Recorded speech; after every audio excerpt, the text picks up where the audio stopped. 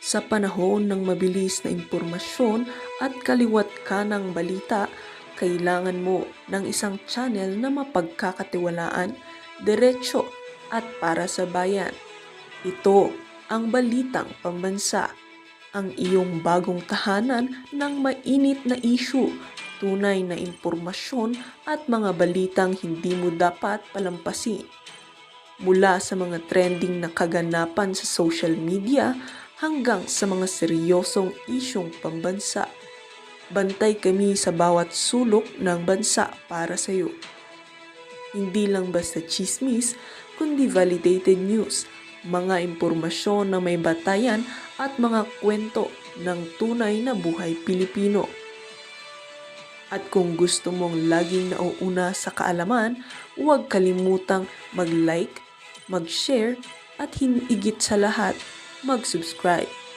Dahil sa Balitang Pambansa, balita mo, boses mo, bayan natin ito.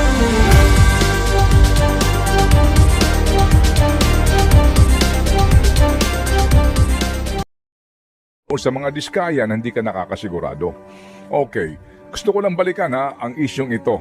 Bakit to importante ito? Kasi, kung pupuntahan mo lamang itong isang bahagi po, sorry po, okay ba? Okay lang ba sa'yo? Ituloy mo. Mukhang bis na bis ka. Oo.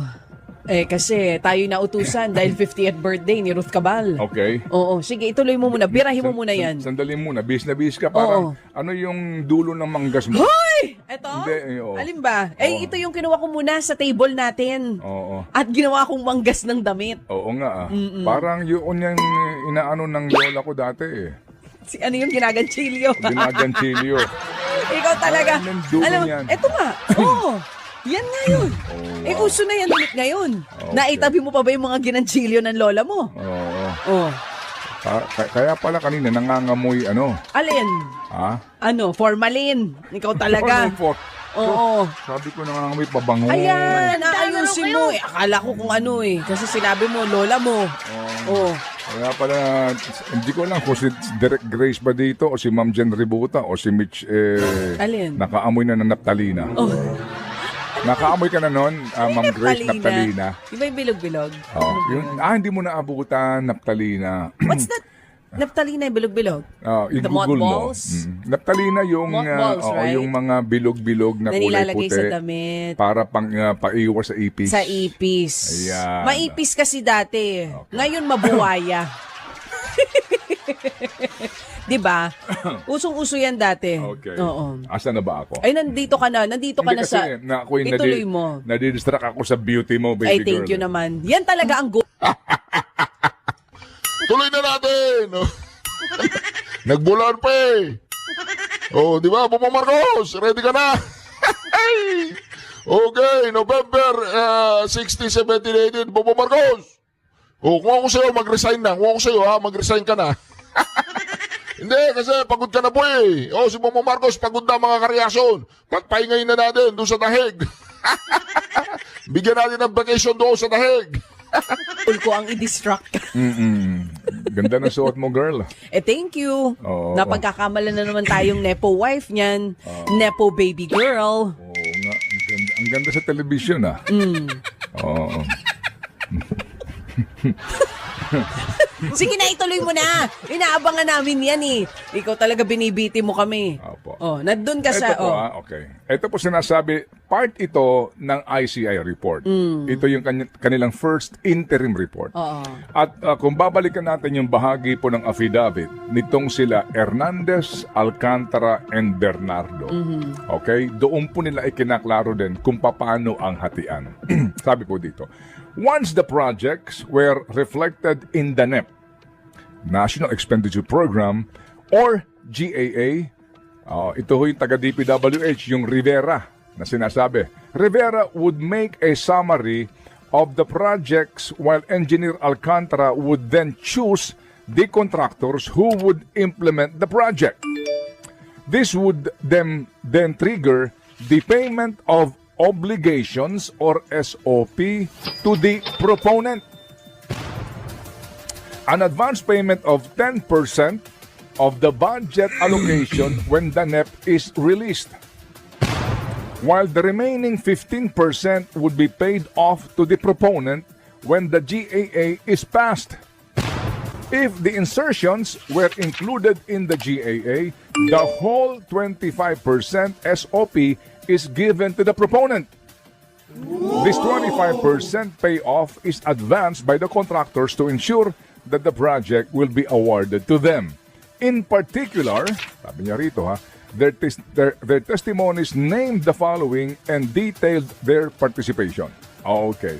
Actually, itong sinasabi dito ng ICI, bitin ito, may kulang ito Meron sila ditong kinaligtaan o iniwasan Dito po sa kanilang ICI, kayo ICI, talaga naman Oo, meron ditong may mga binanggit si Bernardo nung una na hindi kasama dito. And si Bernardo po ang nagdidikta kung kailan siya lalabas o sisipot sa ICI. Yan po ang katotohanan dito. Baliktad na po ngayon ang ICI po ang taga-oo lang kung kailan sisipot itong si Bernardo. Si Bernardo po dapat sumipot nung 12 kahapon. Yes, pang ilang beses na ito, di ba? Napuspon po ito on the 17th. May sinasabi daw po na mukhang yun nga, may mga agam-agam kung ganun pa rin ba ang kanyang testimonya tomorrow. In preparation sa kanyang 17th of November na pagharap po sa ICI. Abangan po natin ito. So ngayon, ito ang issue dito mga kapatid. Okay. Ang lahat ng ito hindi mangyayari kung wala si proponent. Meaning, wala pong kickbackan dito kung wala si proponent. Sino si proponent? Legislator. Okay? Ngayon mga kapatid, ganito po ang nangyari na naging masyado na pong sakim ang iba sa laki ng hinihingi na komisyon ni proponent. Kasi po, si proponent, 25%. May mga pagkakataon daw na umaabot ng 30% sa kanilang affidavit. So kung ang halaga po ng proyekto, 100 milyon eron, agad-agad 25 million kay proponent. Maghahati-hati pa.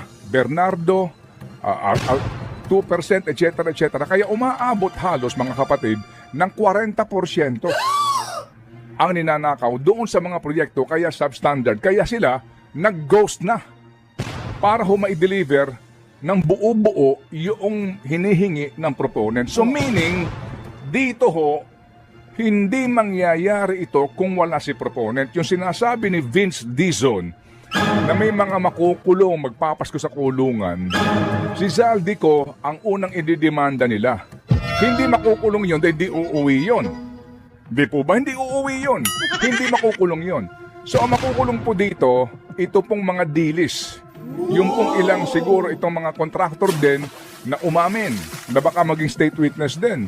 So bottom line dito mga kapatid, sa sinasabi nila may makukulong, wala pong proponent malamang ang makukulong dito. Lalo na yung mga proponent na naglaan ng malalaking pondo hango sa affidavit nitong mga testigo na baka biglang magbago na ng testimonya. Patay kang bayan ka. Patay kang bata ka.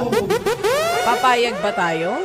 Na mga dilis lang ang makukulong? Yan ang sitwasyon ngayon. Opo. Tapos naririnig pa natin na may nagsasabi na posibleng mabago yung testimonya ng mga testigo. Okay. So parang alam na natin kung saan papunta. Nako po. Tuloy po ang Pasko, definitely, para sa mga Katoliko at Kristiyano. Tuloy po ang Pasko. Of course, tayo, we look forward sa Christmas, sa ating family bonding, sa ating pong gift-giving, sa ating pong pagtitiis, kung ano lang ang kaya na. Yan din po ang sinabi ni Bongbong Marcos. Ngayon, meron po siyang press conference, mga ka-reaction, na wala na daw pong Pasko. Magano daw po, mamamasko sa kulungan ang mga sangkot dito sa katiwalian. Baka siya, ang tanong ko lang kay Bongbong Marcos kung mamamasko pa rin siya bilang isang presidente. Tanong lang. Mamamasko ka pa rin ba, Bongbong Marcos, bilang isang presidente? Yan ang Pasko natin. After all, hindi naman po sa material na bagay ito talaga Hindi ba sabi ko nga, kung buhay pa ho tayo, nakakasama po tayo, we are so glad and so happy and so thankful and so blessed, right? Pero itong mga proponents na ito, ang Pasko nito, malamang po mga kapatid, sa Europa, sa Amerika, sa Canada, o kung sa Pilipinas po, sigurado po, lahat na po ng mamahaling hamon meron sila at mamahaling prutas. At ang kanilang gift-giving, bagamat siguro dahil sila medyo asiwa na ngayon, baka pasikreto na lang ang kanila po mga mamahaling mga regalo. Yan ang katotohanan. Kaya again, mga kapatid, ano po, sa gitna po nito, focus pa rin po tayo. Ako po lamang ang naglalahad po ng aking sariling personal na opinion dito, damdamin at kaisipan dito sa isyong ito because this is what is happening now. Yun! Anong tingin mo, baby girl? Ngayon, ang tanong, papayag ba tayo? Ha? Yan ang tanong ko sa taong bayan. Papayag ba kayo na walang makukulong, na malalaking isda? Puro na lang maliliit? Ikukulong saglit, Opo, tapos opo. palalayain din naman sa dulo? Oo, ito hong sinasabi na may mga magpapasko, may mga makukulong, mga kapatid, siguradong may makukulong. Pero yung pong mga mismong may pinagsimulan ng lahat ng ito, walang makukulong. Prove us wrong and think about it. Halika dito! Kinakausap pa kita! Ninakawan mo kami kaya kami binabaha! Halika dito! Nako mga ka-reaction. Yan ang sinasabi natin mga ka-reaction di ba? Dito muna tayo mga ka-reaction kay Manong Chavit Singson. Administration is under fire due to the flood control scandal. Billions worth of taxpayers' money were squandered by officials behind substandard and even non-existent infrastructure projects. The president has formed an independent commission on infrastructure to look into this, but the public is still not satisfied. Recently, retired broadcaster and columnist Ramon Tulfo posted online a supposed list of powerful individuals plotting to destabilize the government.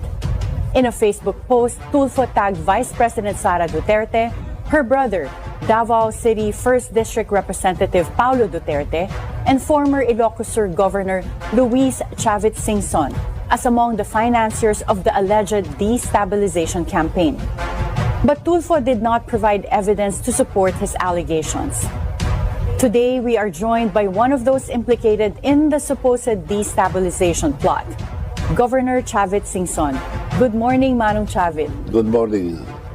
Parang, Oo, Manong Chavit, nagiging suki na po kayo dito kasi lagi na lang mayroong mga issues. Yes. And this time, this list of supposedly destabilizers of the government, bakit po nasama ang pangalan ninyo dito sa listahan na ito?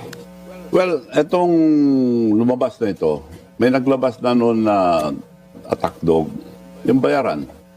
Nagtaka ako kung bakit inulit ni Ramon Tulfo. The same. Nagde-destabilize, pinangalan kami lahat. Same names po to. Ha? Same names, yung sinasabi niyong Same, attack dog. same. Yung Bakit attack ka- dog po na binabanggit ninyo, sino po Yung ito? naglabas nito muna, yun ang bayaran. Parang vlogger or Yes. sa social media lang po. Ito, panakot nila sa mga na kumukontra sa administrasyon. Kami naman sa our focus on graft and corruption lang. Hindi totoo ito dahil hindi ko karamihan dito hindi ko kilala eh. So hindi niyo Ano po kami- nakakausap tong mga to? Hindi kayo Wala. nag-meeting? Ang na-meet ko lang, pupunta sa bahay noon, si General Romeo Pokis. Wala akong maalala dito nagpunta na eh. So yung pagpunta po ni General Pokis sa inyo is for what? Well, nag-uusap tungkol sa darating na malaking malaking rally po, oo. sa EDSA Ito po yung upcoming rally sa 16. 16. Okay. Tapos nag-rally rin ang iglesia sa 16, same Yes, date. opo, oo. Nag-apply na po sila ng mga sa permits. Luneta. So I'm not sure kung pupunta ako doon sa EDSA. I will, dahil parang napasukan na nga ang yung papunta sa EDSA, marami ng nabayaran na pumipigil sa mga tao. So ako, nagpaalam din ako sa mga, kasi ang iglesia all over the country, may mga minister nila. So, tinanong ko kung pwede ako pumunta. Pwede, basta lang kami sa graft and corruption. Yun lang ang parang prayer rally because of what's happening now in this country about graft and corruption. Manong Chavit, ikaw lang po yung nasa listahan na listed twice One, as those involved in the plot to destabilize the government, but also as a financier, along with Yeah. Vice President Sara Duterte and Congressman Pulong. Yes. Bakit po kayo twice na nalista sa palagay ninyo? Close po ba kayo kila Vice President Sara at kay Congressman Pulong? After election, di na kami nakita eh. Si Pulong, di ko pa nakita. Si Baste, minsan ko lang na-meet nung after election, pero maraming tao, hindi ako napansin. Wala na. So, wala na akong connection sa lahat. Kaya dito wala akong pinapanigan. And hindi ako nagpipina. Sinungaling ito. Ako hindi ako sinungaling. Hindi ako marunong magsinungaling. So, Maraming lumapit na humingi ng pera. Hindi ko binigyan. humingi po ng pera in relation to... Sa mga rally-rally daw. So, hindi ko binigyan. So palagay niyo po, yung apart from itong sinasabi niyo attack dog, saan pa kumukuha ng insider information si Ramon Well, Tulfo? Hindi siya Ramon Tolpo. Ginaya lang ni Ramon Tolpo yung una naglabas, yung attack dog. Kasi sabi niya sa dulo, I have reliable insider info, pero hindi niya raw i-disclose. Yung, So, yun sa Facebook post niya po, nasa nakalagay sa baba. Sino Don't ask nagsabi? me. Si Ramon Tulfo po, doon sa Facebook post yun niya. nga eh. Nagtaka ko kung ba't niya pinutulan to. Eh, yung attack dog na yung naglagay, bayad yun eh. Oo. Pero ano po kaya motive ni Mon Tulfo for Pero, releasing this list? Nagtaka ako ba't niya ginaya. Opo, oo. So ano yun palagay niyo panakot motive? ng gobyerno yun na huwag kayong gagawa niyan. Alam namin, titignan ka namin, imbisikan ka namin. Si Jenny Bagalong per verification para pakita lang na nag-investigate sila. Pero walang katotohanan to. Unang-unang, ang kilala ko lang dito, Marcoleta, hindi na kami nakita after election. Si Mike Defensor, ang huling magkikita namin, 1922, during the campaign period of BBM. 2002, 2022. Opo, opo. Hindi ko na nakita. So, paano kami magkakaroon ng or kalukuhan ito? Panakot nila sa tao na huwag kayong ganyan, minumuntor ka namin. So palagay niyo po, Mon Tulfo is doing this on behalf of the government? Ako, nagtaka ako. Kasi pag Yung alam ko, he was nauna, already exactly the criticizing. same. Yes.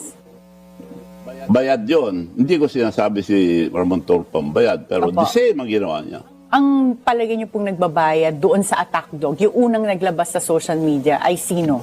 Ay, walang iba kundi administrasyon. Siyempre, ang kalaban ko rito, mga trolls, mga attack dog. Never ako sinagot. Isa lang hiningi ko. Para bigyan ng credibility ang ating Pangulo, paimbestiga muna ang probinsya niya. Kung malinis siya, then may karapatan siya magbintang sa iba. Ito po yung mga flood control. Flood control. Hanggang ngayon, ICI, wag na kayo lumayo, punta kayo sa Ilocos Norte para tulungan natin presidente, pakita na malinis, then kalkalin nyo kami lahat kako. When you say Ilocos Norte, that would mean that The province of the president. Opo, yung, at kung saan congressman din po si Sandro Yes, Marcos. not only him, the whole province. So, yun lang hiningi ko. Ayaw galawin. Bakit? Something must be wrong somewhere. Now, to prove you, sa Senate, bakit nilalampasan ang Ilocos Norte? Ang liwanag. Pinangalan lahat yung mga flood control project. 1, 2, 3, 29, 31 na kagad. Nilampasan ng 30. Ang liwanag eh. Doon po sa listahan na unang binanggit ni Curly Discaya nung nasa Senate po siya as yung mga involved na congressmen, meron po bang mga taga Ilocos Norte doon? Wala. Wala. Kasi Wala, sinabi sana na po wala. ni Senator Ping Lacson as the returning chairperson of the Blue Ribbon Committee na papatawag niya rin yung mga congressmen daw na binanggit ni Curly Discaya. So, wala po doon sa listahan na yon. Wala. Do you think ito pong sa Blue Ribbon Committee magpapatawag sila sa I Ilocos? don't know. Nabasa ko lang sa dyaryo kanina, patatawag mga congressman.